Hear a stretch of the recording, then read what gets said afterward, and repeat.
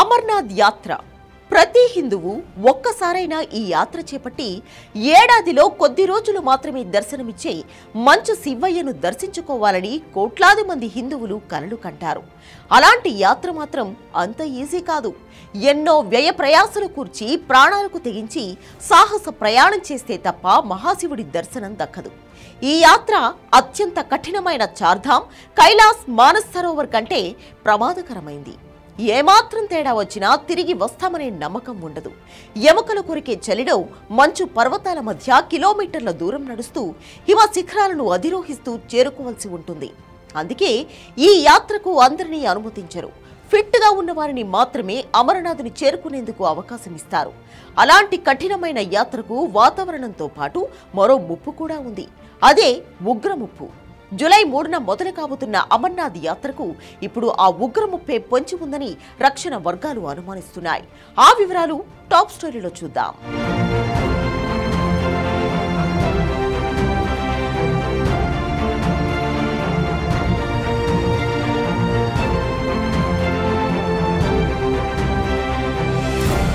Switzerland of ఇండియాగా పిలిచే పహల్గామ్ నుంచే అమర్నాథ్ యాత్ర ప్రారంభమవుతుంది. అలాంటి చోటునే ఉగ్రవాదులు టార్గెట్ చేశారంటే ఇది అక్కడితో అయిపోయిందని కాదు. పైగా అమర్నాథ్ యాత్రను పాకిస్తాన్ ఉగ్రవాదులు టార్గెట్ చేయడం కూడా కొత్తేం కాదు. హిందువుల పవిత్ర యాత్రపై దశాబ్దాల క్రితమే ఉగ్ర కన్ను పడింది. మొదట హెచ్చరికలతో ప్రారంభించిన ఉగ్రవాదులు ఆ తర్వాత దాడులకు వెనకాడలేదు. ఉగ్రవాదుల హెచ్చరికలతో మొదటిసారి 1991-95 మధ్య అమర్నాథ్ యాత్రపై ప్రభుత్వం నిషేధం విధించాల్సి వచ్చింది. 1996లో ఉగ్రవాదుల నుంచి ఎలాంటి ముప్పు ఉండదని భావించి మళ్లీ యాత్రను ప్రారంభించారు. ఈ క్రమంలో 2000లో అమర్నాథ్ యాత్రికులపై తొలి ఉగ్రదాడి జరిగింది. ఇందులో 32 మంది మరణించగా వీరిలో 21 మంది యాత్రికులే. 2001లో యాత్రికుల శిబిరంపై ఉగ్రవాదులు జరిపిన గ్రెనేడ్ దాడిలో 13 మంది చనిపోయారు.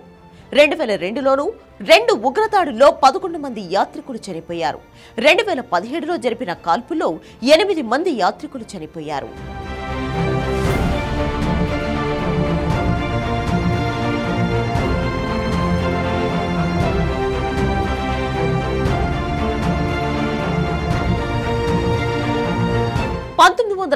నుంచి 2017 వరకు 27 ఏళ్లలో అమర్నాథ్ యాత్రపై 36 ఉగ్రదాడులు జరిగాయి.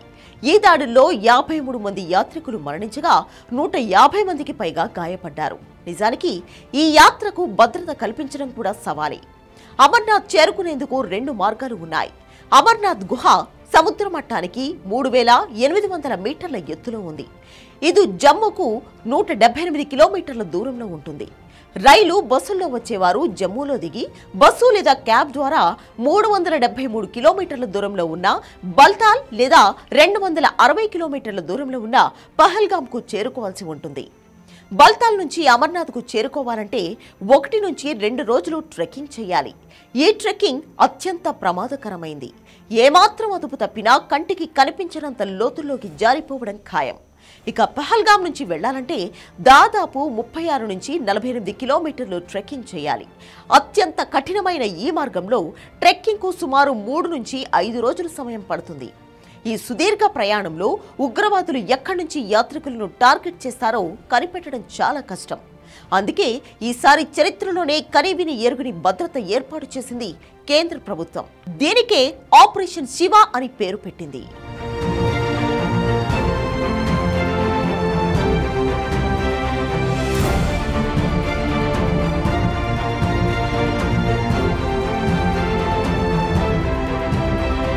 జూలై 3 నుంచి ఆగస్టు 9 వరకు కొనసాగనున్న 38 రోజుల యాత్రను 581 కేంద్ర సాయుధ పోలీసు బలగాలతో జామర్లు డ్రోన్లతో కాపాడనున్నారు.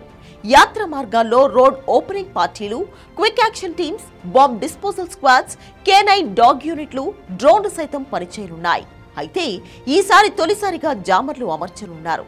వీటి ద్వారా యాత్ర ర్యాలీ కదలికల సమయంలో ఎలాంటి సాంకేతిక వాహన దాడులు జరగకుండా ముందస్తుగా నివారిస్తారు. సిఆర్పీఎఫ్ బలగాలు యాత్రకు తగిన రక్షణను కల్పించనున్నాయి. యాత్రలో పాల్గొనే భక్తుల రాకపోకలకు ఎలాంటి అడ్డంకులు లేకుండా చూసేందుకు జాతీయ రహదారులను తాత్కాలికంగా మూసివేయనున్నారు. భద్రత, శాంతి భద్రతల సమన్వయంతో యాత్ర నిర్వహణకు ఉన్నత స్థాయి సమీక్షా సమావేశాలు క్రమం తప్పకుండా జరుగుతున్నాయి. Amarnath shrine board, Jammu Kashmir divisional administration, police, ఇతర సెక్యూరిటీ ఏజెన్సీలు కలిసి భద్రత, లాజిస్టిక్స్, యాత్ర నిర్వహణపై సమీక్షలు నిర్వహిస్తున్నాయి. CRPF director general Gyanendra Pratap Singh స్వయంగా పహల్గాం, జమ్మూ బేస్ క్యాంపులు, యాత్రి నివాసాలను సందర్శించి భద్రతా ఏర్పాట్లను పర్యవేక్షించారు. భక్తులకు భద్రతతో పాటు అనుకూల వాతావరణం కల్పించేందుకు పూర్తి స్థాయిలో చర్యలు తీసుకుంటున్నారు.